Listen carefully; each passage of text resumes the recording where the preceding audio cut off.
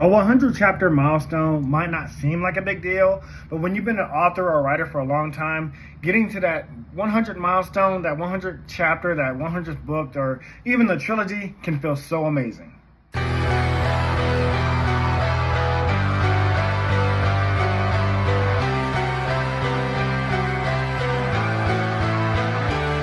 Welcome back to Everything Anime Podcast. I'm one of your host, Shinry, here with Everything Anime Podcast, talk about everything from anime, manga, video games, TV shows, and whatever relevant topic I talk about. Today's video is on the Dr. Stone Chapter 100 milestone.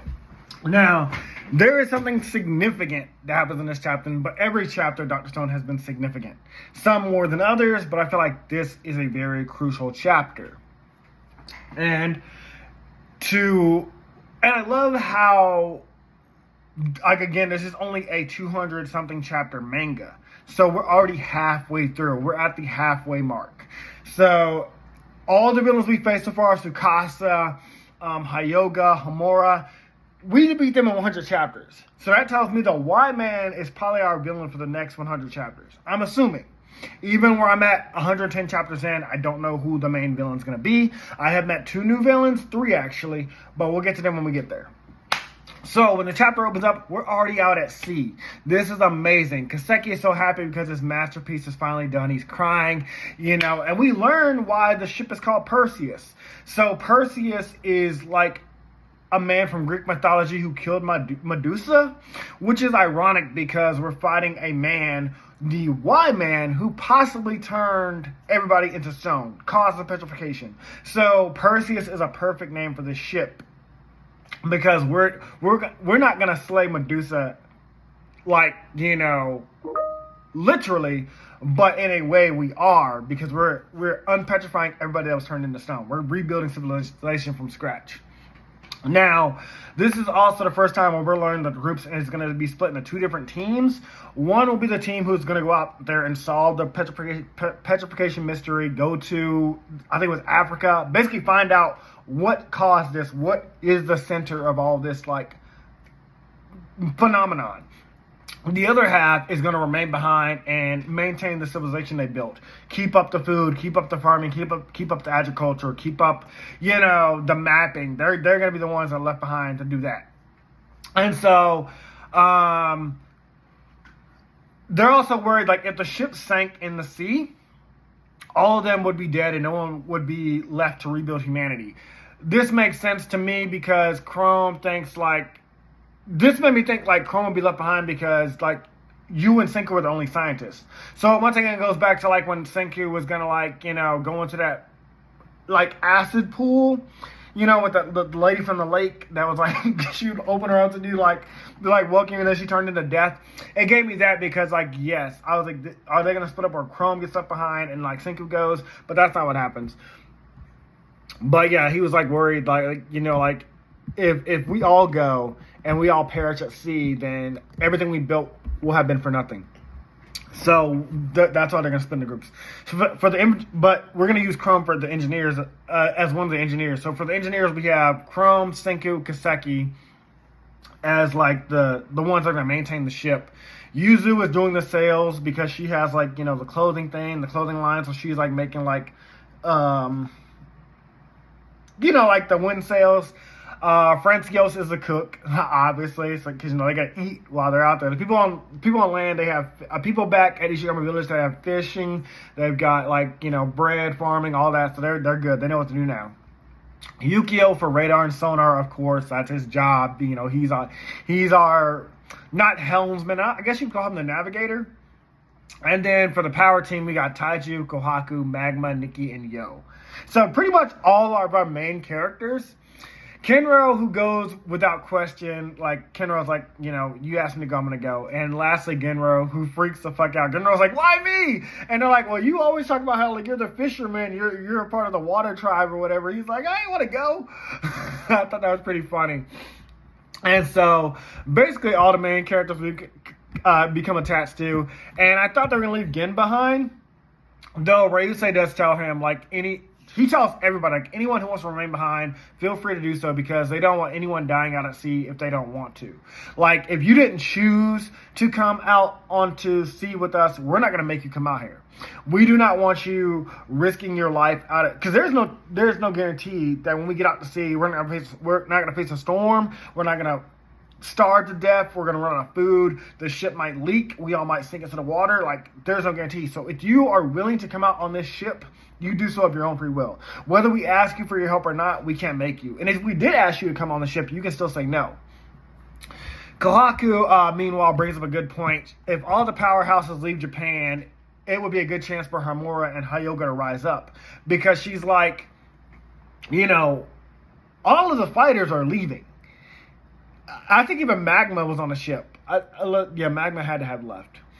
Because, she's talking about all the powerhouses are gone. So, this gives Hyoga and Hamura a chance to, like, rise up and attack. Which is true. But I had suspected before I even turned the panel that there would be a prison on the ship. And, of course, they are. But I never expected to be a literal doghouse. Like, Hamura and Hyoga basically can, like, hug their knees and, like, lift their head. That's it. They cannot stretch out the arms. They can't stretch out the legs. They're literally in a doghouse. Found that really funny. Because, of course, like, you would not leave Hamura and Hyoga back there at Ishigami Village. They would take it over. Senku does say, however, at a point there may come where the odds turn against them, and they might even need Hamura and Hyoga's help, even if it's a wild card. Like, it's like the enemy of my enemy is my friend.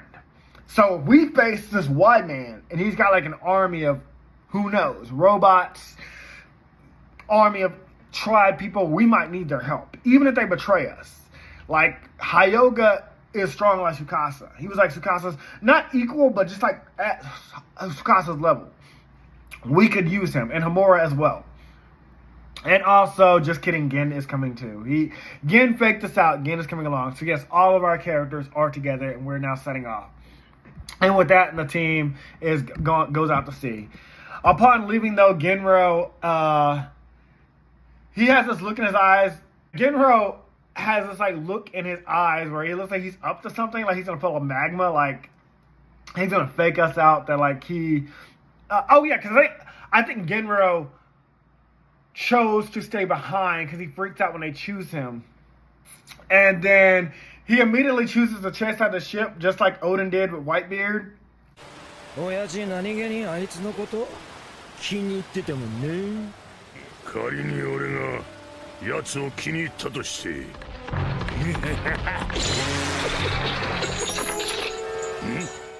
おでん様、あなたこそそういうことをすると思っていましたよ。世界よ、戻ってください。あなたは次期将軍ですよ。あのくっついてきしまった奴だけ引き上げてやれ。やべえよ。おでん様、助けて。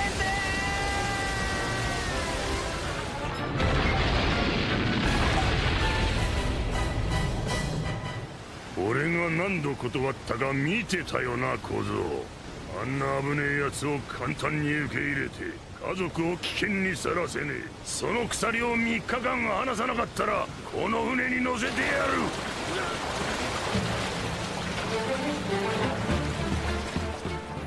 And he says that he's going to rejoin the team. He's like, hey, guys, wait, come back. It's like when Usopp, was like, it's not. So I can't make this exact comparison because, he has like this own thing in his head that I'm about to reveal. But it was giving me like, like when he's like trying to come out, she's like, hey, guys, wait, don't leave me. I don't want to be left behind. But then that's when we learned that it's just like a fake out. Genro was actually planning to fail to catch up with the ship, but make it look like he was trying to go after it all along.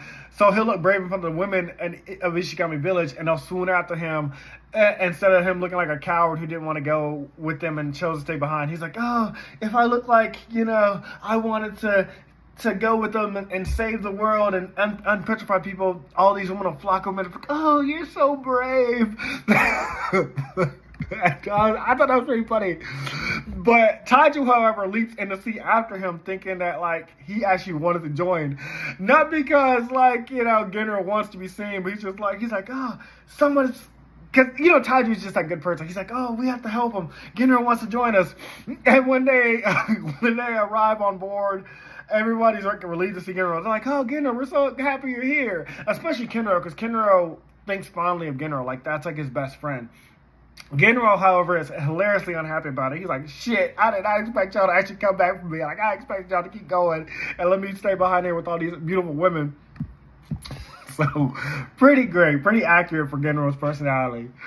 So now they're all on board. Senku asks, like, what's our first destination? They all ask, like, Senku, like, what's our first destination? And Senku says that it's Treasure Island. The first island, in fact, that his father and friends came upon when they first landed back on Earth. I thought this was interesting because he claims that there's something there that will save humanity. It's the capsule chamber where the 101 Tales began. That is so fucking cool. It's the literal space shuttle capsule that fell down from Earth. He thinks his father left him something there that can help them save all of humanity. I found that to be like one of the greatest fucking cliffhangers ever, especially if I was waiting week to week to week. Because the first thing his father left them was that like CD from the past, and it basically like told him like what happened when they were up there in space. They saw the petrification. The petrification definitely happened on Earth. It did not come from space. It was something on Earth. They weren't petrified. They rebuilt humanity by, you know, having babies, basically. The literal Adams and Eves of this new world. Not to say it like that, but like that. They repopulated Earth basically slowly over time, which is kind of weird. We ain't gonna get into that. But, yeah. So, it was a really great cliffhanger. So, I'm gonna continue this video. After this video, we're gonna talk about Demon Slayer, and then we're gonna go back into Dr. Stone, because we're gonna go ahead and wrap up Demon Slayer now. And then, yeah, we'll get into it. Can't wait, you guys. Talk to you next video. Sorry, this video is a little bit shorter, but it was a 100-mile milestone for Dr. Stone, and I just wanted to talk about it. So, see you guys in the next video. Talk to you later. Bye. Hey guys, this video was sponsored by me, the author of the Shinry series, the Chronicles of Wayne, and Monsterverse. So I figured I'd do this outro a little bit different by showing you guys what you guys will be checking out. So, the Shinry series starts with Book 1, Shobu Samurai Project Aryoku. 10 years after the death of his parents, Shobu Samurai returns home seeking vengeance, but instead faces the choice to save his home from shadow creatures, blood beasts, and an organization once thought dead. Shinry's Shobu Samurai starts at $9.99. And if you love anime, manga, Naruto, One Piece, Bleach, Yu Yu Hakusho, Fairy Tail, Shaman King, Rave Master, Zatch Bell, anything like that, the Shinry series is definitely the series for you. You'll definitely want to check it out. The Sword of Light is probably the thickest one so far. And then these books are 2. This is Enter the Dread Zone Tournament. And the series original ending, Arado, the Legendary Konjuis Master. So, and I'll just show you guys some of the covers. Really proud of all of these. But I hope you guys check it out. If you don't like that, I also have the current published books for the Chronicles of Wayne, Love Be Damned, Cotton Candy, Full Moons, Fabled Lovers, A Cursed Virgin's Bite. If You Go Where Monsters Dance, Red will Reign Over Your House. Love Be Damned. Now, the Chronicles of Wayne is about a geeky guy, or a nerdy guy in high school. His senior year, he has a crush on the hottest guy in school, because of course he does. He's only got one best friend, and her name is Barb. Well, the hottest guy in school turns out to be a werewolf. And, to make the story more interesting, he bites Wayne and turns Wayne into the first ever wolfman in the last 10 years. And because of that, it was also a sacred law that wolfmen should never be created. I don't want to get into too much of the Chronicles of Wayne without spoiling it, but I can tell you it's very short. This one sells for $6.99, and Love Be Caged right after it. The ending of this trilogy, Love Be Liberated, comes out in October. So I'm going to definitely do a more full in-depth review of this one. But yeah, it's an LGBT fantasy fiction story about werewolves, vampires, white witches, a dark warlock, and, well, many, many more surprises to come. So, if you guys like to read, I definitely recommend. These are all the books so far in the Shinry series, except for Shinry's Beginning. I do have that one, but it's just not here with me. But yeah, I appreciate a like, support, or just a review on Amazon. Either way, thank you guys for watching. I hope you guys have a great day.